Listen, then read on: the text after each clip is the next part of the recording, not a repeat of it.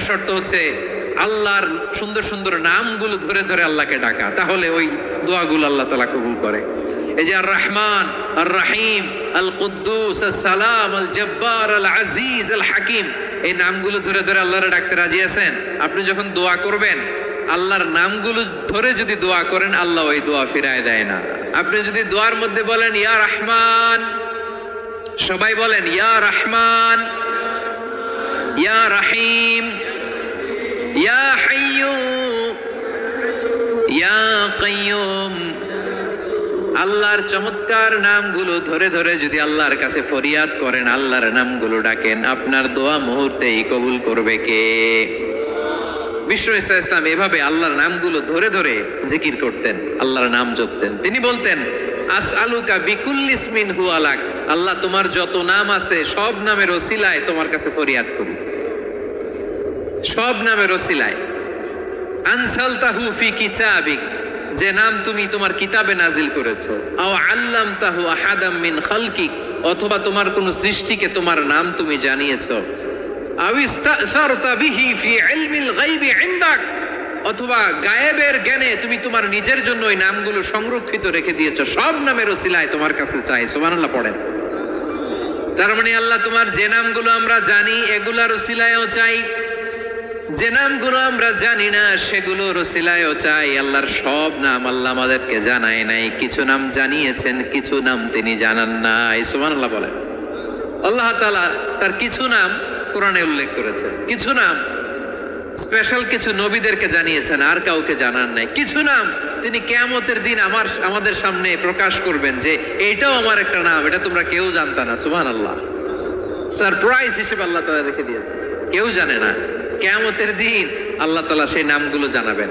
আর কিছু নাম আছে সেই নামগুলো আল্লাহ কোরআনেও বলে নাই, কোন নবীরেও জানায় নাই, কিয়ামতের দিনও সারপ্রাইজ হিসেবেও জানাবে না। ওই নামগুলো স্বয়ং খোদ আল্লাহ ছাড়া কেউ জানে না।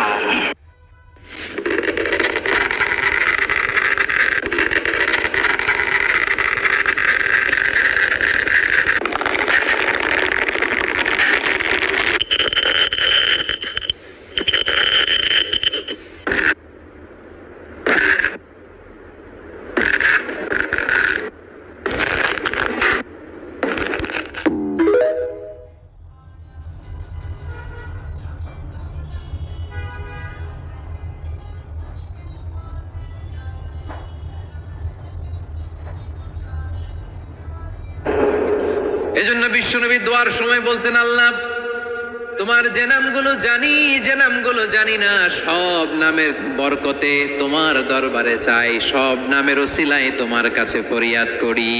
সুবহানাল্লাহ বলেন। তাহলে সূরা হাশরের মধ্যে আমরা আল্লাহর মোট কয়টা নাম পাবো দেখি, মনে আছে কিনা? হ্যাঁ, কয়টা? আওয়াজ করে বলেন কয়টা? মাশাআল্লাহ।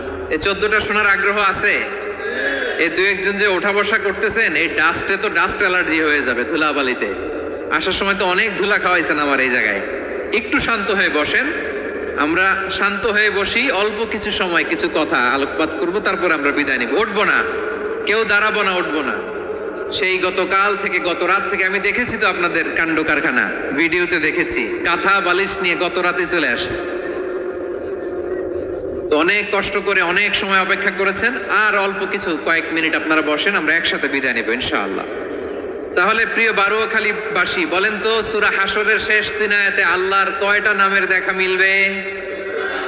সবাই একসাথে আওয়াজ করে কয়টা? আসুন আমরা শুরু করে দিই। আল্লাহ তাআলা বলছেন, হুয়াল্লাহুল্লাযী লা ইলাহা ইল্লা হুয়া আলিমুল গায়বি ওয়াশ শাহাদাতি হুয়ার রহমানুর রহিম। আল্লাহ বলেন হুয়াল্লাহ, তিনি হলেন আল্লাহ, আল্লাযী লা ইলাহা ইল্লা হু, তিনি ছাড়া কোনো ইলাহ নাই। আছে নাকি? বারুয়াখালীবাসী আওয়াজ করে বলেন তো দেখি, আমাদের ইলাহ কয়জন? আরো জোরে বলেন।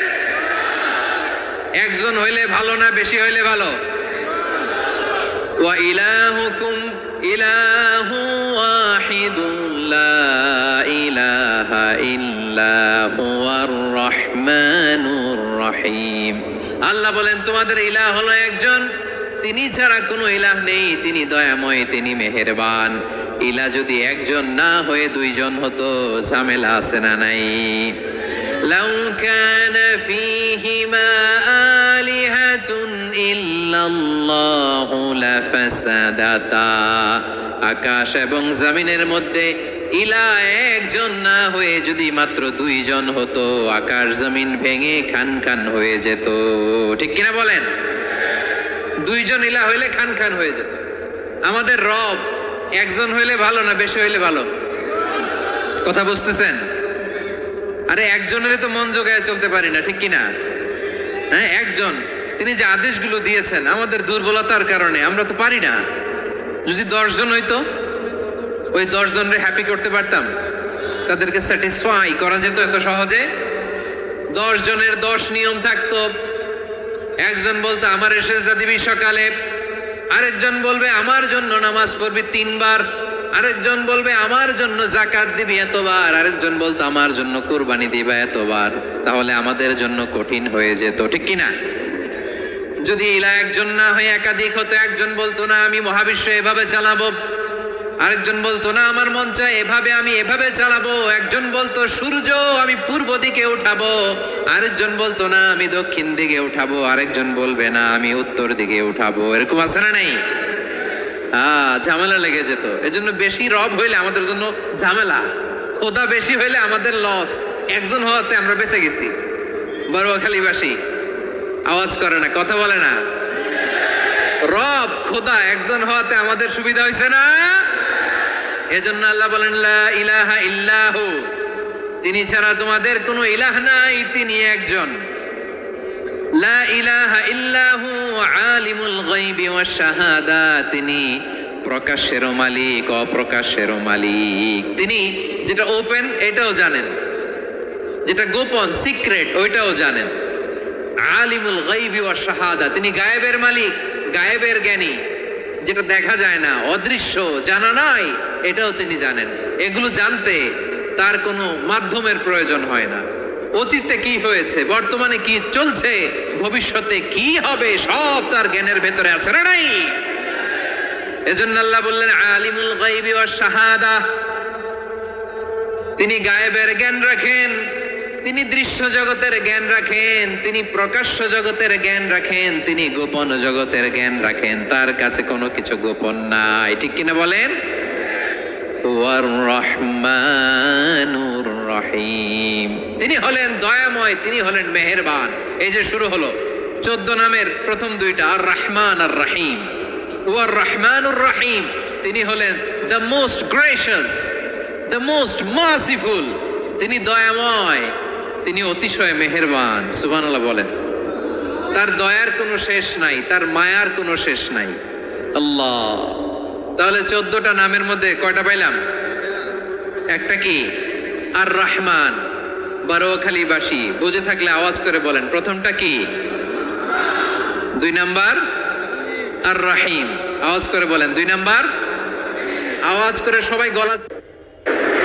So, welcome to the quick fire presentation.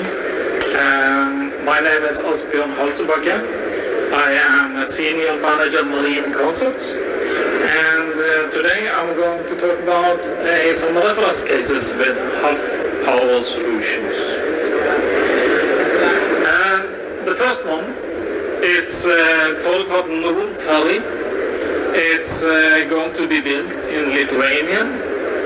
It's quite a new project that we got with HAF, and it's a perfect match with HAF Power Solutions out of the box thinking and the switch building block concept. We designed it for harsh weather conditions. It's going to be operated north of the Arctic Circle, so the weather can be quite rough up there, and it was very important for the owner that it was a vessel that could operate even in the worst weather that they can have up there. It is designed for very large batteries, and it is prepared for even larger batteries in the future, because one of the things that we have seen together with Huff is that you need not to design a vessel for today, but you need to design a vessel that is prepared also for the future. Because things will change. The lifetime of the vessel, it's not only the next 5 years, 10 years or 15 years. You need to think what will happen in the next 20 years. How will the operation and the profile of that vessel change? It's made possible due to the Switch DC Hub. The next one, it's a quite an interesting project as well. It's a DC grid solution with next generation offshore vessel, and the end customer is REN Offshore. It's making, we in the Switch, we have one of our visions is making the switch to net zero emissions. This is another project designed together with Huff that is then proving that it is possible to do this. This is the world's first subsea construction vessel with batteries and methanol engines. So it is possible to perform heavy construction work in both offshore and subsea conditions with net zero emissions.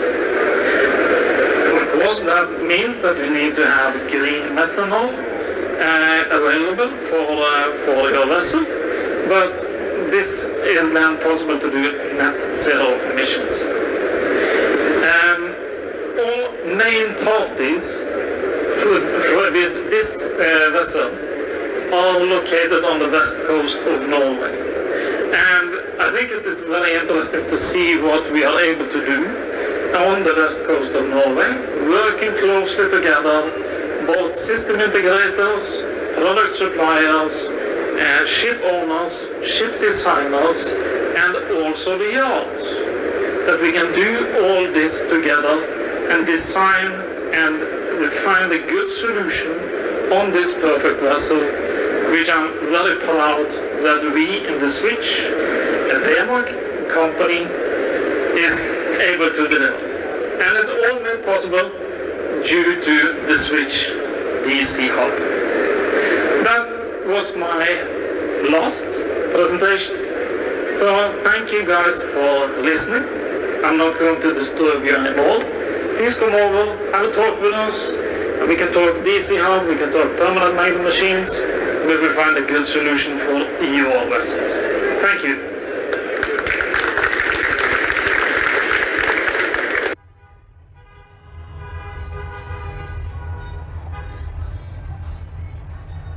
দেন তো প্রথম নামটা কি,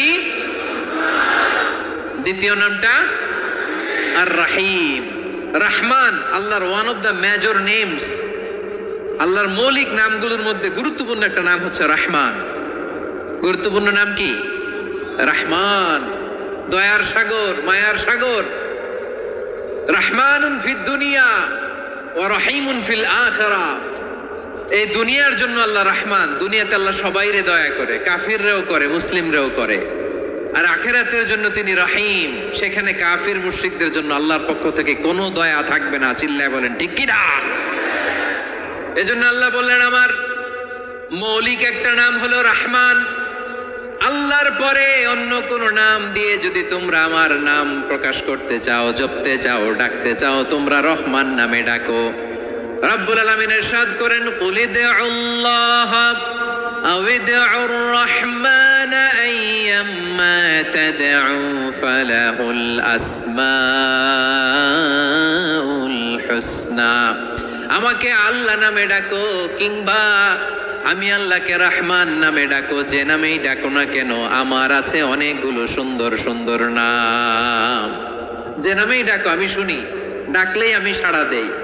সকালে ডাকলেও সাড়া দেই, দুপুরে ডাকলেও সাড়া দেই, মাঝ রাতেও যদি আমরা বিপদে পড়ি ডাকলে আমাদের ডাকে সাড়া দেয় কে? সবাই বলুন তো, সাড়া দেয় কে? আবার বিশ্বনবী যখন মক্কায় দাওয়াত দিচ্ছিলেন, তিনি মাঝে মাঝে আল্লাহর নাম বলছিলেন, মাঝে মাঝে তিনি রহমান নাম বলছিলেন। যখন তিনি বললেন ওয়াইদা কিলা লাহুমুসজুদু লিররহমানি ক্বালু ওয়ামার রহমান, বিশ্বনবী মক্কায় যখন মক্কার কাফিরদেরকে, কুরাইশদেরকে বলল তোমরা রহমানকে সেজদা দাও, রহমানের ইবাদত করো, রহমানের জন্য সেজদায় লুটিয়ে পড়ো, মক্কাবাসী বলে রহমান আবার কে? রহমান রে তো চিনি না। রহমানকে? আল্লাহ চিনি, রহমান চিনি না। মক্কাবাসী কি বলে? কারে চিনে? আল্লাহরে চিনে। কারে চিনে না? রহমান কে তো চিনি না। রহমান আবার কোত্থেকে আসলো? কে Rahman? Who is this Rahman? যখন তারা বলে রহমান রে চিনি না, আল্লাহর গায়রতে আঘাত লেগেছে। আল্লাহ বলে রহমান রে চিনো না, না? তাদেরকে চিনানোর জন্য আল্লাহ ৭৮ আয়াত বিশিষ্ট আর রহমান নামে কোরআন একটা সূরা নাজিল করেছেন। যখন মক্কার কুরাইশরা বলে আল্লাহ চিনি, রহমান চিনি না, আল্লাহ বলে রহমান রে চিনো না, তাহলে চিনে নাও রহমান নামে তিনি ৭৮ আয়াত বিশিষ্ট কালামুল্লাহ মাজিদে একটা গোটা সূরাই নাজিল করে দিয়েছেন। তিনি নাজিল করলেন আর রহমানু আল্লামাল কুরআন খালাকাল ইনসানা আল্লামাহুল বায়ান। দয়াময় রহমান শেখালেন কোরআন, বানালেন ইনসান শেখালেন বায়ান। দয়াময় রহমান শেখালেন কোরআন, বানালেন ইনসান শেখালেন বায়ান। দয়াময় রহমান শেখালেন কোরআন, বানালেন ইনসান শেখালেন বায়ান। পড়েন আল্লাহু আকবার। আল্লাহ বলে রহমান কারে বলে চেনো না? শুনে নাও, ৭৮ আয়াত বিশিষ্ট গোটা একটা সূরাই নাজিল করে দিলাম, সূরাতু আর রহমান। আর রহমান তিনি দয়ালু, আল্লামাল কোরআন তিনি মানুষকে কোরআন শিখিয়েছেন, খালাকাল ইনসান মানুষ বানিয়েছেন, আল্লামাহুল বায়ান মানুষকে কথা বলা বর্ণনা করা শিখিয়েছেন। পড়েন সুবহানাল্লাহ। গোটা একটা সূরাই নাজিল করেছেন, সূরাতু আর রহমান। আমার বারোখালীর ভাইয়েরা, তার নাম হচ্ছে আর রহমান, আর রাহিম মানে দয়াময়, মেহেরবান। তার দয়া যে কত বেশি আপনি কল্পনাও করতে পারবেন না, আপনি কল্পনাতেও আনতে পারবেন না তার দয়া কত বেশি। বিশ্বনবী সাল্লাল্লাহু আলাইহি ওয়াসাল্লাম ফরমান লাম্মা কাদাল্লাহুল খালকা কাতাবা ইনদাহু ফাওকা আরশিহি। আল্লাহ যখন মহাবিশ্বের সব সৃষ্টি করে সারলেন, তিনি আরশের উপরে লিখলেন সাবাকাত রাহমাতি গাদাবি, সাবাকাত রাহমাতি গাদাবি। কোথায় লিখছে? আরশের উপরে। আওয়াজ করে বলেন তো কোথায় লিখেছে? আরশের উপরে আল্লাহ লিখলেন সাবাকাত রাহমাতি গাদাবি। এর মানে হলো আমার দয়ার কাছে, আমার ভালোবাসার কাছে আমার ক্রোধ পরাজয় বরণ করেছে, আমার দয়ার কাছে আমার রাগ কিংবা ক্রোধ পরাজয় বরণ করেছে। মানে আমি আল্লাহর দয়া আছে, আবার আমি আল্লাহর ক্রোধ বা রাগ আছে, কিন্তু আমি আল্লাহর রাগের চেয়ে দয়া বেশি। আওয়াজ করে বলেন আল্লাহর রাগ বেশি না দয়া বেশি? আল্লাহর যদি রাগ থাকতো আমরা বাঁচতে পারতাম? যে পরিমাণে আকাম কুকাম আমরা করি, অপকর্ম করি, অন্যায় করি, জুলুম করে জুলুমের আড্ডাখানা বানিয়ে রেখেছি গোটা দুনিয়াকে, আল্লাহ যদি মুহূর্তে মুহূর্তে রেগে যেতেন আমরা বাঁচতে পারতাম? মহাবিশ্ব সৃষ্টির পরেই তিনি আরশের উপরে লিখেছেন সাবাকাত রাহমাতি গাদাবি, মানে আমি আমার দয়ার কাছে আমি আল্লাহর ক্রোধ, রাগ, ক্ষোভ এটা পরাজিত হয়েছে। সুবহানাল্লাহ বলেন। আবার বিষ্ণু বললেন জাআলাল্লাহুর রাহমাতা মিয়াতা জুজ।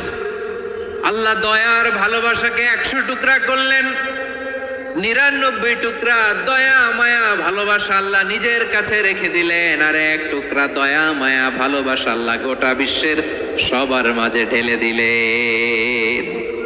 দয়া মায়া ভালোবাসা ১০০ টুকরা করে আল্লাহ নিজের কাছে রাখছেন কয় টুকরা? সবাই বলেন ৯৯ টুকরা। আর গোটা বিশ্বের সবার মাঝে ভাগ করে দিয়েছেন কয় টুকরা? এবার এই ১ টুকরার নমুনা দেখেন তো পৃথিবীতে। স্বামী স্ত্রীর জন্য কত ভালোবাসা, বন্ধু বন্ধুর জন্য কত ভালোবাসা, গার্লফ্রেন্ড বয়ফ্রেন্ডের জন্য গলায় ফাঁস লাগায় আছে না নাই? এই এখন গলার আওয়াজ বাড়ছে ইয়াংদের। হুজুর এখন গার্লফ্রেন্ড বয়ফ্রেন্ডের ভিতরে ঢুকছে, এখন আমরা আছি হুজুর। জেগে উঠছে বারুয়া খালি। দেখেন, এই তো কয়েকদিন আগেই তো, কত বছরের 12 না কত বছরের এক মেয়ে, কত বছর, 11।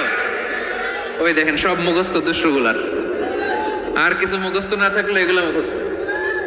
11 বছরের, তার কি বলবো, তরুণীও তো না, কিশোরী। এই কিশোরী ভালোবাসার টানে বাপ মা থুইয়া চলে গেছে কোথায়। দেখেন, ভালোবাসারে আল্লাহ 100 টুকরা করেছেন, 99 টুকরা ভালোবাসা আল্লাহ নিজের জন্য রেখেছেন, 1 টুকরা আমাদের সবাইকে ভাগ করে দিয়েছে। যত পাখি আছে পৃথিবীতে, যত মাছ আছে, যত প্রাণী আছে, যত মানুষ আছে, যত জিন আছে, আমরা সবাই মিলে পেয়েছি ভালোবাসার কয় টুকরা? আর আরশে আজিমের অধিপতি আল্লাহ, তিনি তার কাছে ভালোবাসা রেখে দিয়েছেন কয় টুকরা? তাহলে এবার আওয়াজ করে বলেন, আল্লাহর রাগ বেশি নাকি দয়া বেশি? আল্লাহ তুমি দয়ার সাগর, রহমানুর রহিম, তোমার দয়ায় পূর্ণ আমার সারা নিশিদিন। সবাই পড়েন, আল্লাহ তুমি দয়ার সাগর, রহমানুর রহিম, তোমার দয়ায় পূর্ণ আমার সারা নিশিদিন। আল্লাহু আকবার। আল্লাহ বলেন, রাহমাতি ওয়াসিয়াত কুল্লা শাই, গোটা বিশ্বের সব জায়গায় আমি আল্লাহর রহমত বিস্তৃত, এমন কোন জায়গা নাই যেখানে আমি আল্লাহর রহমত নাই। ঠিক কিনা বলেন? এমন কোন জায়গা নাই আমি আল্লাহর রহমত নাই। আমি আল্লাহর রহমত ছাড়া গাছের একটা পাতা নড়ে না, আমি আল্লাহর দয়া রহমত ছাড়া গাছের একটা পাতা পড়ে না, আমি আল্লাহর দয়া রহমত ছাড়া আকাশ থেকে এক ফোঁটা বৃষ্টি ঝরে না। তিনি হলেন রহমান, তিনি হলেন রাহিম। ঠিক কিনা বলে? আল্লাহরে চিনতেছেন? আলোচনার বিষয় কি? আসুন আমাদের রবকে চিনি। তিনি হলেন আর রহমান, তিনি হলেন আর রাহিম। তার দয়ার কোনো শেষ নাই, তার মায়ার কোনো শেষ নাই। বনি ইসরাইলের এক লোক 500 বছর আল্লাহর ইবাদত করেছে। কয় বছর? কোথায় জানেন? সাগরের মাঝখানে এক পাহাড়, ওই পাহাড়ের উপরে বসে 500 বছর টানা আল্লাহর ইবাদত। দিনে আর রাতে একবার করে নিচে নামতেন। সেখানে আল্লাহ তাআলা পাথরের ভেতর থেকে তার জন্য মিঠা পানির ব্যবস্থা করে দিয়েছেন, আর একটা ডালিম গাছের ব্যবস্থা করে দিয়েছেন। সকালে নামলে একটা টসটসে ডালিম, রাতে নামলে টসটসে ডালিম। এগুলো খেয়ে খেয়ে 500 বছর সে আল্লাহর ইবাদত করেছে। আর সে আল্লাহর কাছে বলেছে, আল্লাহ আমি যখন মারা যাব সেজদারত অবস্থায় যেন মারা যাই। ঠিকই আল্লাহ সেজদারত অবস্থায় সাইয়েদনা আজরাইলকে পাঠিয়ে দিলেন। সেজদারত অবস্থায় লোকটা মারা গেল। 500 বছর ইবাদতের পরে আল্লাহর দরবারে কিয়ামতের কঠিন ময়দানে যখন লোকটা হাজির হয়ে যাবে, আল্লাহ বলবেন, আদখিলু আবদি আল জান্নাতা বিরহমাতি, আমার বান্দাকে আমার দয়া, আমার ভালোবাসা দিয়ে জান্নাতে ঢুকায়া দাও। 500 বছর ইবাদত করছে তো আমার দয়ায় আমার বান্দারে জান্নাত দাও। এই বান্দা বলে, বালবি আমালি, আল্লাহ তোমার দয়া লাগবে কেন? আমি আমার আমল দিয়ে জান্নাতে যেতে চাই। কি দিয়ে? কথা বুঝে নাই বোধহয়। আল্লাহর এই বান্দা কি দিয়ে জান্নাতে ঢুকতে চায়? আমল দিয়ে। আল্লাহ বলছে, আমার দয়ায় আমার বান্দারা জান্নাতে নিয়ে যাও ফেরেশতারা। এ বলে, আল্লাহ তোমার দয়া লাগবে কেন? সেজদা তো কম দেই নাই, জিকির করতে করতে 500 বছর শেষ করে দিলাম, আবার তোমার দয়া লাগবে? আমি তো আবার আমলেই জান্নাতে যেতে পারি। আল্লাহ বলবেন, তাই ঠিক আছে, আমি চাইলাম দয়া দিয়ে জান্নাত দিব, তুমি চাইলে আমল দিয়ে ঢুকবা। ঠিক আছে, তোমার আমল আর আমার যে দয়া, দুইটার একটু মাপ দেই। তোমার 500 বছরের ইবাদত এক পাল্লায় রাখো। আর আল্লাহ বললেন, আমি যে দয়া করে এই দুনিয়ার নাজ নেয়ামত বিউটি সৌন্দর্য দেখার জন্য তোমার 2টা চোখ দিয়েছিলাম, 2টা নয়, একটা চোখ আরেক পাল্লায় রাখো। রাখা হবে, দেখা যাবে ওই 500 বছরের ইবাদত হালকা হয়েছে, আর মুহূর্তের মধ্যে আল্লাহর দেয়া একটা চোখের নেয়ামত ভারী হয়ে গিয়েছে। আল্লাহ বলবেন, তোমার কথা মতো মাপ দেয়া হলো, এবার ফলাফল দেখো, হিসাব বলে তুমি এখন জাহান্নামে যাবা। Go to the hell fire, যাও এবার জাহান্নামে যাও।